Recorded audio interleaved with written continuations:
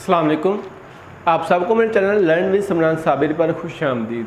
हमने class 10 chapter number 10 start किया हुआ है एसिड बेसिस एंड साल्ट्स। उसका आज हम लेक्चर नंबर 7 देख रहे हैं, जिसके अंदर हम देखेंगे chemical properties of basis and uses of basis. अगर सबसे पहले हम केमिकल प्रॉपर्टीज़ की बात करें, सबसे पहले हमारे पास आती है रिएक्शन विद एसिड।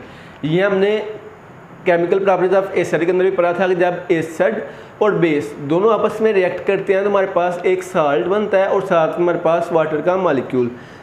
ये रिएक्शन हमने पहले भी देखा है। सोडियम हाइड्रोक्साइड हमारे पास क्या है, बेस जब रिएक्ट करेगी हमारे पास एसिड के साथ तो यहाँ से क्या होगा, Na निकल के Cl के साथ मिलके क्या अपना देगा NaCl। ये हमारे पास क्या है, साल्ट, टेबल साल्ट जो हम घरों में यूज़ करते हैं, और साथ में हमारे पास एक वाटर का मॉलिक्यूल।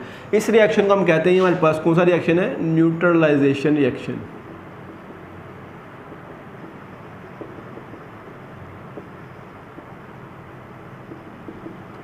कि ऐसा रिएक्शन जिसमें एसिड और बेस दोनों आपस में क्या करते हैं, रिएक्ट करते हैं।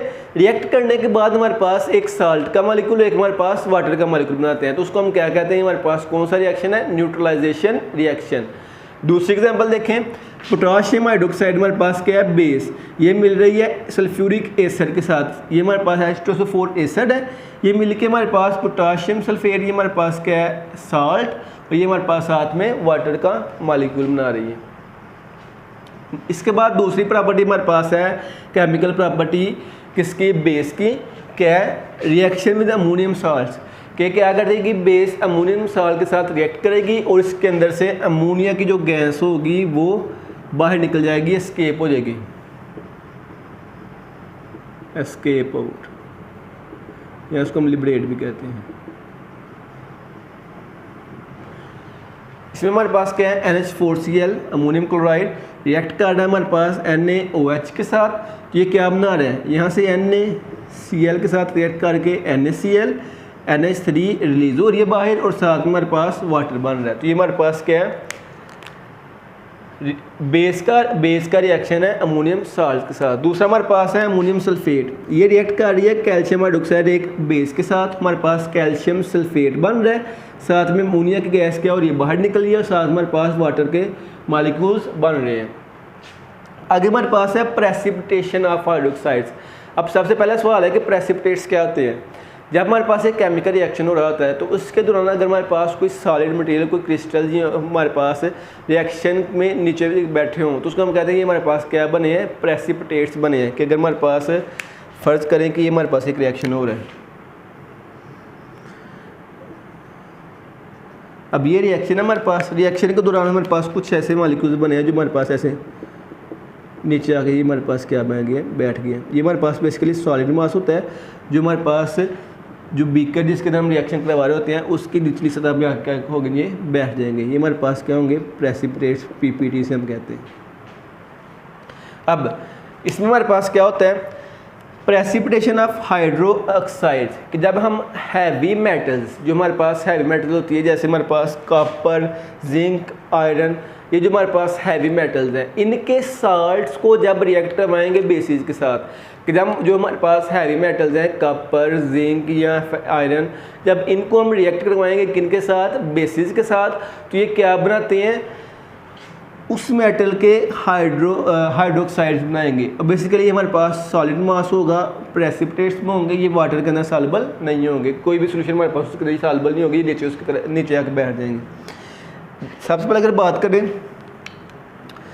कॉपर सल्फेट, ये हमारे पास क्या है, कॉपर हैवी मेटल, उसका क्या है, ये साल्ट है, ये रिएक्ट कर रहा है बेस के साथ, ये क्या बना रहा है, कॉपर हाइड्रोक्साइड, ये हमारे पास बना रहा है हाइड्रोक्साइड बना रहा है, जो कि हमारे पास इनसॉल्युबल होता है, और रिएक्शन मिक्सचर के अंदर इसका हमारे पास ब्लू कलर शो होगा, ये ब्लू कलर के प्रेसिपिटेट होंगे, सॉलिड मास का कलर क्या होगा, ये ब्लू, और साथ में हमारे पास सोडियम सल्फेट एक साल्ट रिलीज होगा। जिंक क्लोराइड की बात करें, जिंक हमारे पास हैवी मेटल है, उसका साल्ट जिंक क्लोराइड, ये रिएक्ट कर रहा है बेस के साथ रिएक्ट करने से जिंक हाइड्रोक्साइड बना रहा है, और साथ हमारे पास वाटर कह रहा हूँ, साल्ट का मॉलिक्यूल बना रहा है, साल्ट के मॉलिक्यूल्स। अब जिंक हाइड्रोक्साइड, अब इस सोल्यूशन में हमारे पास जब ये दोनों रिएक्ट कर रहे हैं कि एक हमारे पास भी कर लिया हमने, उसमें जिंक क्लोराइड भी है और साथ हमारे पास NaOH, ये दोनों प्रेजेंट हैं। अब कुछ वक्त गुजरने के बाद हमारे पास क्या होगा, कुछ मटेरियल ऐसे हमारे पास नीचे बैठना शुरू हो जाएगा। अब ये जो मटेरियल नीचे बैठेगा ये हमारे पास होगा जिंक हाइड्रो ऑक्साइड का, इसका कलर होगा हमारे पास वाइट। ठीक होगा ये। नेक्स्ट हमारे पास है फेरिक क्लोराइड। अब इसमें हमारे पास ये NaOH बेस के साथ रिएक्ट कर रही है, फेरिक हाइड्रोक्साइड बना रही है। इसका कलर हमारे पास होगा ब्राउन, और ये हमारे पास इसके अंदर भी साल्ट के मॉलिक्यूल्स रिलीज होंगे। ये हमारे पास सी बेस की केमिकल प्रॉपर्टीज, केमिकल रिएक्शंस। आगे हमारे पास है यूजेस ऑफ बेस के। बेस के इस्तेमाल कहाँ कहाँ पर होते हैं। अगर सबसे पहले हम बात करें सोडियम हाइड्रोक्साइड की, ये हमारे पास यूज़ होता है in the manufacturing of soap. साबुन को बनाने के लिए जो चीज़ हम यूज़ करते हैं हमारे पास क्या होती है, सोडियम हाइड्रोक्साइड। दूसरा हमारे पास है कैल्शियम हाइड्रोक्साइड। ये यूज़ होता है manufacturing of bleaching powder. Bleaching powder को बनाने के लिए, उसको मैन्युफैक्चर करने के लिए। Softening of hard water. Hard water क्या होता है, ऐसा वाटर जिसके अंदर हमारे पास कुछ मेटल्स हैं, जैसे हमारे पास कैल्शियम है, मैग्नीशियम। जब ये मेटल हमारे पास वाटर के अंदर प्रेजेंट हो तो वो वाटर को क्या कर देती है, हार्ड कर देती हैं। वो सेहत के लिए सही नहीं होता। उसको सॉफ्ट करने के लिए उसके अंदर से ये मेटल्स को क्या कर देंगे, वो रिमूव कर देंगे। तो उसके लिए हम क्या यूज़ करेंगे, कैल्शियम हाइड्रोक्साइड। इसके बाद हमारे पास है न्यूट्रलाइजिंग एसिडिक सॉइल, कि जब हमारे पास एसिड रेन होती है तो वो क्या करती है, सॉइल की एसिडिटी को इनक्रीज़ कर देती है। तो इसके लिए हम यूज़ करते हैं, उस एसिडिटी को कम करने के लिए कैल्शियम हाइड्रोक्साइड यूज़ करेंगे। वो क्या करेगा, जो हमारे पास एसिड सॉइल के अंदर, मट्टी के अंदर ज़्यादा अमाउंट में होगा, उसके साथ रिएक्ट करके उसकी अमाउंट को क्या कर देगा, न्यूट्रलाइज कर देगा। तो ये एसिडिक सॉइल को न्यूट्रलाइज करने के लिए हमारे पास कैल्शियम हाइड्रोक्साइड यूज़ होता है। आगे हमारे पास है पोटाशियम हाइड्रोक्साइड। ये यूज़ होता है अल्कलाइन बैटरीज़ के अंदर। कि अल्कलाइन बैटरीज़ के अंदर हमारे पास क्या यूज़ हो रहा होता है, पोटाशियम हाइड्रोक्साइड, जो हमारे पास क्या है, एक बेस है। इसके बाद हमारे पास है मैग्नीशियम हाइड्रोक्साइड। अब मैग्नीशियम हाइड्रोक्साइड क्या होता है, न्यूट्रलाइज एसिडिटी इन स्टमक। कि अगर हमारे स्टमक के अंदर, हमारे मैदे के अंदर क्या हो जाए, एसिडिटी हो जाए, तो उसके लिए हम क्या यूज़ करेंगे, मैग्नीशियम हाइड्रोक्साइड, जो क्या कर देगा, उसको न्यूट्रलाइज कर देगा। ट्रीटमेंट ऑफ बीज स्टिंग। मक्खी का जो हमारे पास डंग होता है उसके इलाज के लिए भी हम क्या यूज़ करते हैं, मैग्नीशियम हाइड्रोक्साइड यूज़ करते हैं।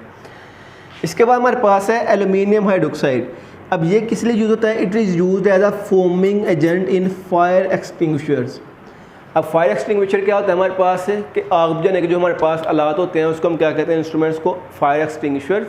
अब कुछ जगह पर आग ऐसी होती है जो हम पानी के साथ नहीं बुझा पा रहे होते। जैसे अगर हम कहते हैं कि हमारे पास एक ऑयल का टैंकर था, उसके अंदर हमारे पास क्या हो गई, आग लग गई। अब जब उसके अंदर आग लगती है तो हमारे पास क्या होता है, वाटर उस आग को रिमूव ख़त्म नहीं कर पा रहा होता, क्योंकि हमारे पास वो ऑयल होता है, उधर से हमारे पास जो आग है वो ज़्यादा क्रिएट होती है, ज़्यादा बढ़ती है। तो इसलिए हम क्या करते हैं, उसके लिए फोमिंग एजेंट यूज़ करते हैं। तो उसमें क्या होता है कि अगर फ़र्ज़ करें ये हमारे पास ऑयल का एक टैंकर है, अब इसके अंदर हमारे पास क्या है, ये आग लगी हुई है इसके अंदर, तो हमने क्या किया, इस फोमिंग एजेंट को यूज़ किया। इस फोमिंग एजेंट ने क्या किया, इसकी सरफेस पर जाके क्या होगी, एक फोम की एक लेयर बना दी,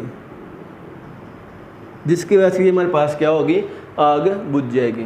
तो ये हमारे पास से यूज़ होता है aluminium hydroxide as a foaming agent, आग को बुझाने के लिए ये यूज़ होता है।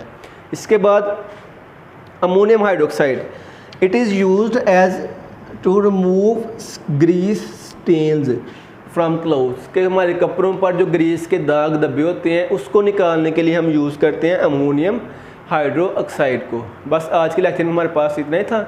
इंशाल्लाह नेक्स्ट लेक्चर के अंदर हम पीएच को डिटेल से देखेंगे। अल्लाह हाफिज़।